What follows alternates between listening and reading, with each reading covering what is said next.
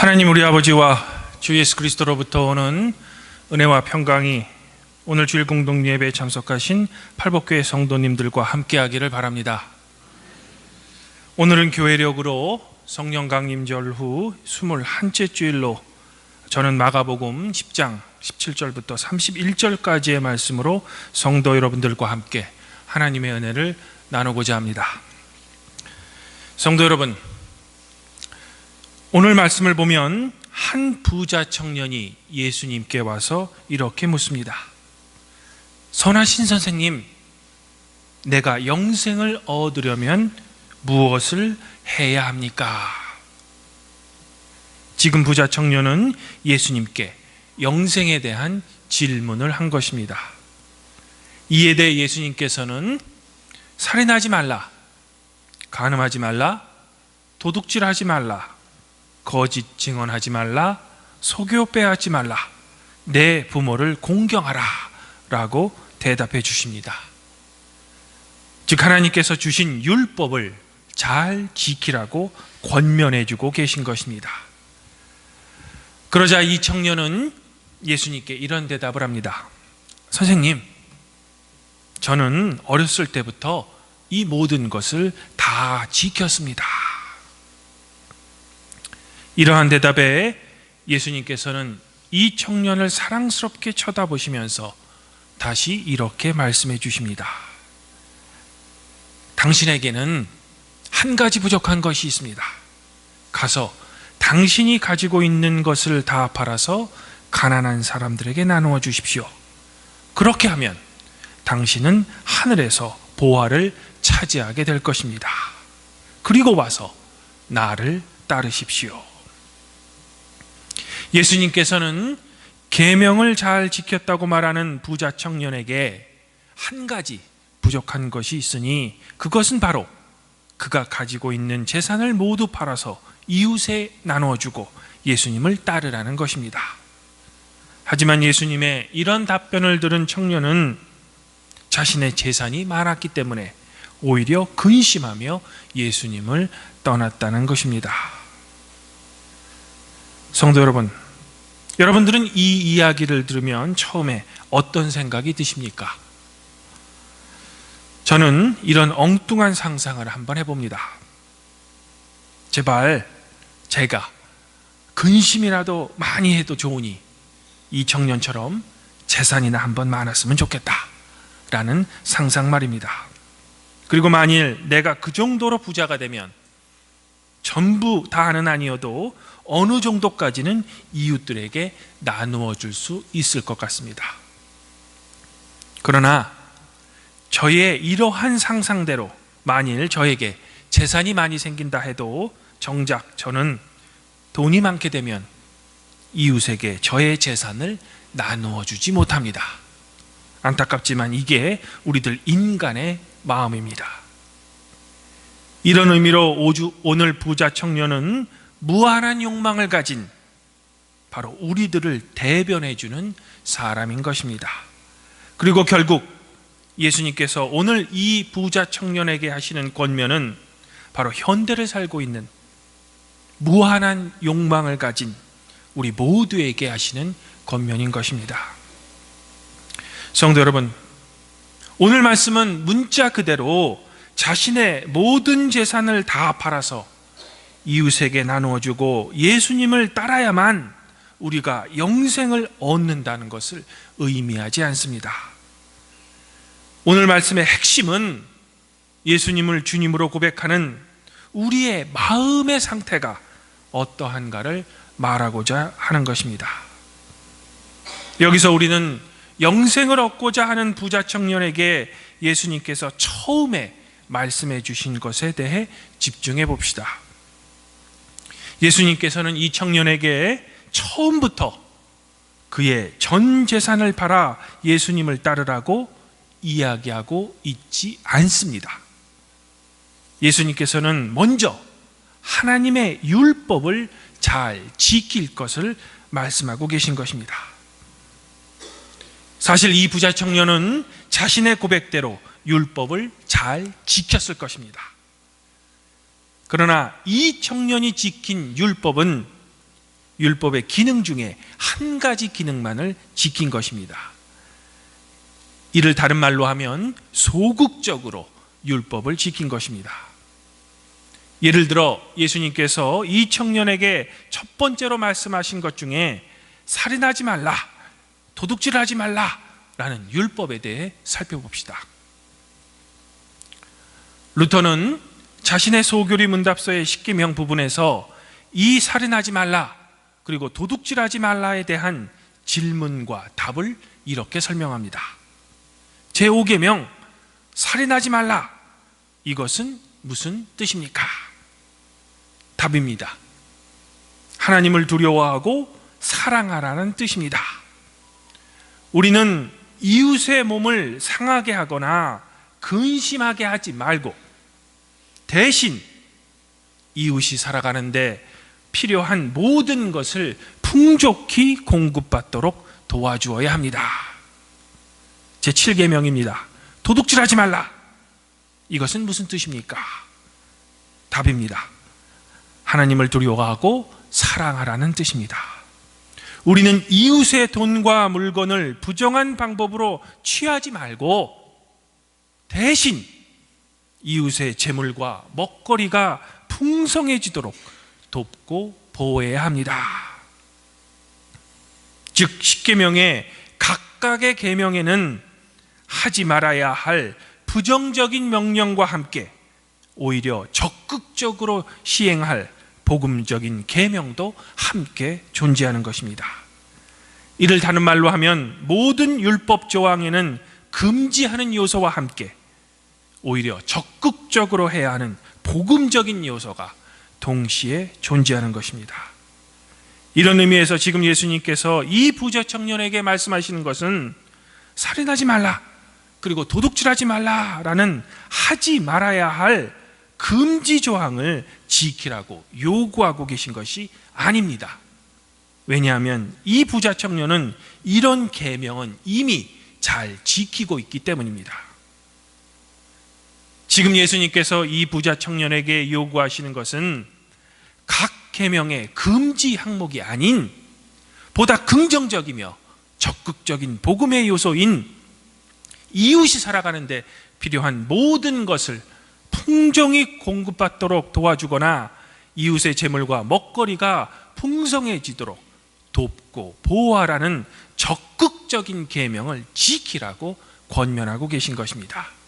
그러하기에 재산을 팔아 이웃에게 나누어 주라고 예수님은 말씀하고 계신 것입니다.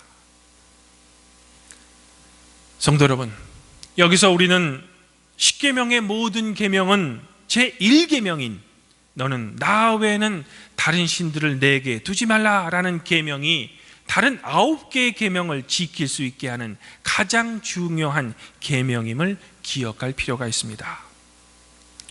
루터는 대교리문답에서 너는 나 외에는 다른 신들을 내게 두지 말라라는 계명은 아주 간단히 말해서 너는 나를 유일하고 바른 신으로 삼아 두려워하고 사랑하고 신뢰하라는 요구입니다. 누구든지 이러한 마음의 태도를 가질 때 모든 계명을 완수할 수 있게 됩니다 라고 말했습니다. 이런 의미에서 오늘 말씀에서 예수님께서 이 부자 청년, 아니 바로 우리에게 하시고자 하시는 말씀의 진정한 의미는 우리가 하나님의 율법을 지키는 데 있어서 그 지키는 마음의 기준이 무엇이냐고 묻고 계신 것입니다. 아마도 이 부자 청년에게는 하나님과 이웃이 없었을 것입니다. 즉 그가 율법을 지키는 이유, 그리고 그가 영생을 추구하는 이유는 아마도 모두 자신만을 위해서였을 것입니다. 즉 이 부자 청년에게 있어서 그의 심장을 걸어두고 그의 모든 것을 지탱하는 대상은 바로 자기 자신 그리고 돈이었을 것입니다. 따라서 이 청년으로 하여금 율법을 지키게 하는 원동력, 즉 그의 인생의 제1관심사는 자기 자신과 돈이었던 것입니다. 그러므로 각 율법 조항의 금지 조항은 잘 지킬 수 있었지만 율법의 진정한 본래의 의미인 이웃사랑은 지킬 수 없었던 것입니다. 만일 예수님을 따르는 것이 자신의 복과 영생만을 위해서라면 이것은 진정 예수님을 따르는 그리스도인이 아닙니다. 진정한 그리스도인의 마음에는 하나님을 두려워하고 하나님을 사랑하며 하나님을 신뢰하는 마음이 반드시 있어야 하며, 그것을 예수님께서는 하나님을 사랑하고 이웃을 사랑하는 말로 바꾸어 설명해 주신 것입니다. 그러므로 여기에 계신 모든 성도님들은 여러분의 인생의 제1관심사가 하나님이시기를 지금 이 시간 소망합니다. 성도 여러분, 우리는 이쯤에서 이 청년이 얻고자 했던 영생에 대해 생각해 볼 필요가 있습니다. 오늘 말씀 속에 영생을 얻다라는 이 말은 하나님 나라를 상속받다라는 말로 바꿀 수 있습니다. 그렇다면 도대체 하나님 나라는 어떤 나라입니까? 우리는 보통 하나님 나라라고 하면 우리가 죽은 후에 가는 어떤 좋은 장소라고 생각합니다. 하지만 하나님 나라는 결코 죽어야 가는 장소의 개념이 아닙니다. 하나님 나라는 나라를 통치하시는 하나님, 그리고 그의 백성인 우리와의 관계의 개념입니다. 또한 하나님 나라는 우리가 생각하듯 모호하거나 관념적인 개념이 아닙니다. 여기서 우리는 한번 나라 또는 국가에 대한 개념을 생각해 봅시다. 어떤 나라가 되려면 그 나라의 구성원인 시민 또는 백성이 있어야 합니다. 그뿐만이 아닙니다. 그 백성이 삶을 살아가는데 필요한 최소한의 체제 또는 체계라는 것이 필요합니다. 혹시 저의 이러한 주장에 대해 어떤 성도님들은 아니, 하나님이 통치하시는 왕국에 무슨 이런 인간적인 제도 같은 것이 필요합니까? 라고 반문하실 수 있습니다. 맞습니다. 주님께서 다시 오신 후에 하나님 나라는 이런 것들이 필요하지 않을 것입니다. 하지만 예수님께서 인간의 역사 속에 오심과 함께 비로소 시작된 이 세상 속에 임한 하나님 나라는 우리의 눈에 가시적이며 구체적인 것입니다.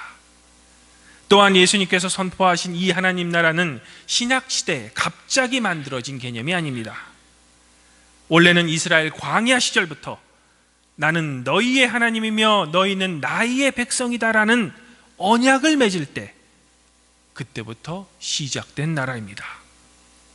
그리고 하나님께서는 이러한 하나님의 나라를 위해 율법이라는 가시적이며 구체적인 법체제, 그리고 이것을 바탕으로 한 사회체제를 이스라엘 백성들에게 은혜로 선사하신 것입니다. 즉 율법이라는 법체제와 사회체제를 통해 하나님 나라를 우리 인간들에게 구체적으로 보여주신 것입니다. 또한 이러한 율법의 기본 정신은 출애굽기 20장 2절인 나는 너를 애굽 땅 종되었던 집에서 인도하여 낸 너의 하나님 여호와이다 라는 십계명의 전문으로부터 우리는 분명히 알 수 있습니다.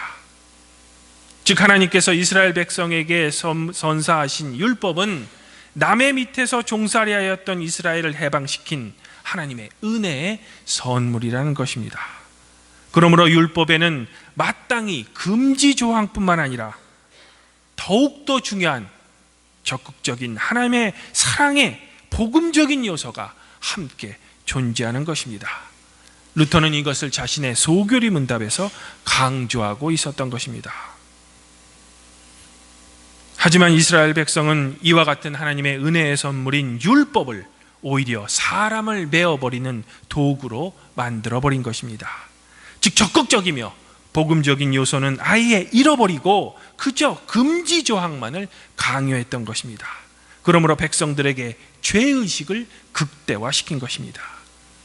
이렇게 당시 사회 지배체제는 이런 율법의 기능 중에서 하지 말아야 할 금지 요소만을 백성들에게 강조함으로써 하나님의 사랑의 선물인 율법을 자신들의 정치, 지배, 논리체제로 바꾸어 버린 것입니다. 그러므로 예수님께서는 이러한 율법의 잘못된 해석 그리고 부당한 사용을 공격하신 것입니다. 즉 예수님께서 말씀하시고자 했던 것은 원래 율법의 적극적인 개념인 하나님의 은혜 그리고 그 사랑을 다시 세우려고 하시는 것입니다. 이러한 새로운 해석이 바로 그 유명한 산상수훈인 것입니다. 그리고 예수님께서 다시 세우려고 하시는 이 사랑이 밑바탕이 되는 세상이 바로 하나님 나라인 것입니다. 성도 여러분, 이처럼 우리가 하나님 나라에 들어가기 위해서는 우리가 갖고 있는 생각의 대전환이 필요합니다.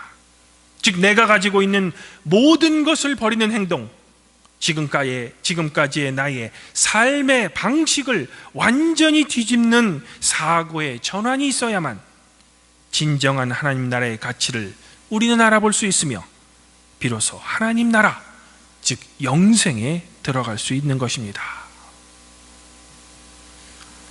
예수님을 따른다는 것은 그 무엇보다 자기 자신을 버리는 것입니다. 또한 하나님과 이웃으로 나의 중심이 바뀌어졌을 때 율법은 자연히 지키게 되며 이웃을 위한 사랑 또한 실천되는 것입니다. 예수님께서 2000년에게 바라셨던 것은 그의 삶의 중심이 자기 자신과 돈으로부터 하나님과 이웃으로 전환되기를 간절히 소망하셨던 것입니다.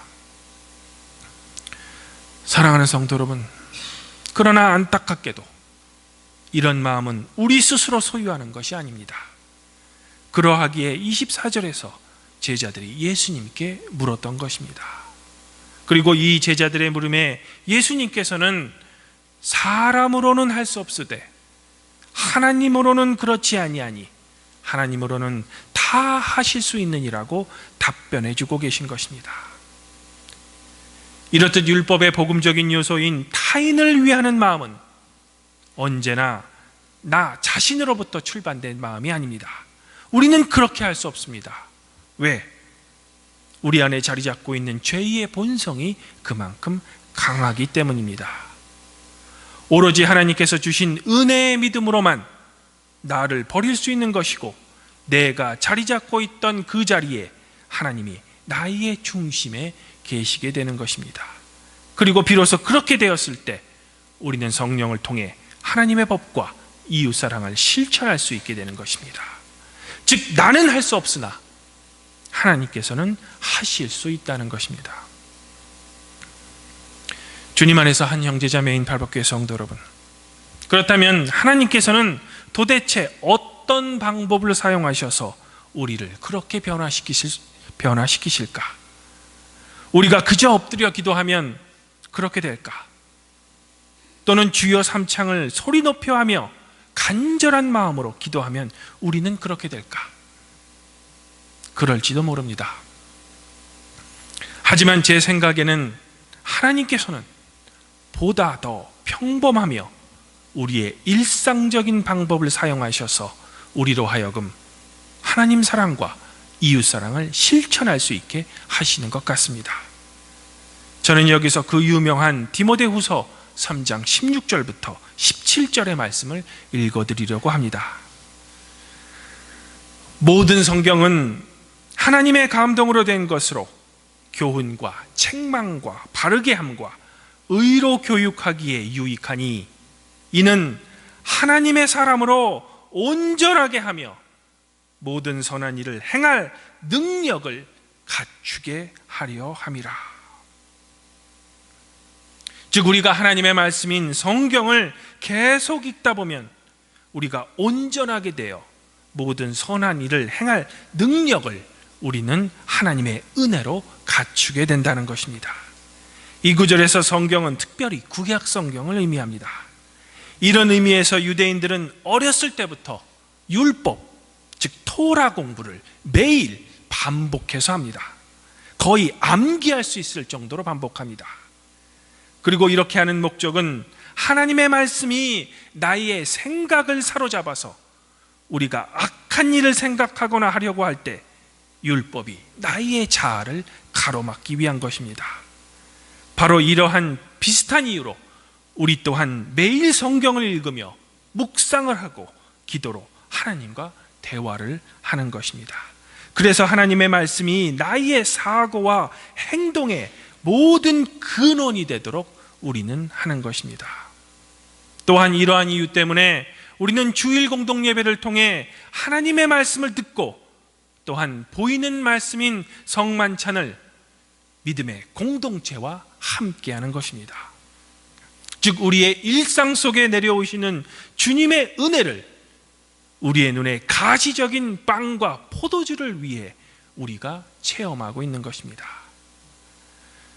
그러므로 발복교회 성도 여러분들은 하나님의 말씀을 매일 읽고 묵상하시고 기도하시기를 권면드립니다. 또한 주일 공동 예배를 통해 하나님의 말씀을 듣고 성만찬을 통해 하나님의 은혜를 여러분의 삶 속에서 경험하시기를 바랍니다. 아무쪼록 바라건대 여러분의 인생의 제1관심사가 바로 하나님이 되셔서 여러분이 아닌 하나님만이 하실 수 있는 나 자신을 버리고 이웃을 사랑할 수 있는, 그래서 살인하지 않고 도둑질하지 않는 것뿐만 아니라 이웃이 살아가는 데 필요한 모든 것을 풍족히 공급받도록 여러분들이 적극적으로 도와주거나 이웃의 재물과 먹거리가 풍성해지도록 여러분들이 적극적으로 돕고 보호하시는 여러분들이 되시기를 소망합니다. 그래서 이곳에 계신 모든 발복교회 성도 여러분들은 하나님 나라를 상속받는 것, 즉 영생을 얻으시기를 우리의 구원자이신 주님의 이름으로 축원드립니다. 그리하면 모든 지각 위에 뛰어나신 하나님의 평강이 그리스도 예수 안에서 성도 여러분들의 마음과 생각을 지켜주실 것입니다.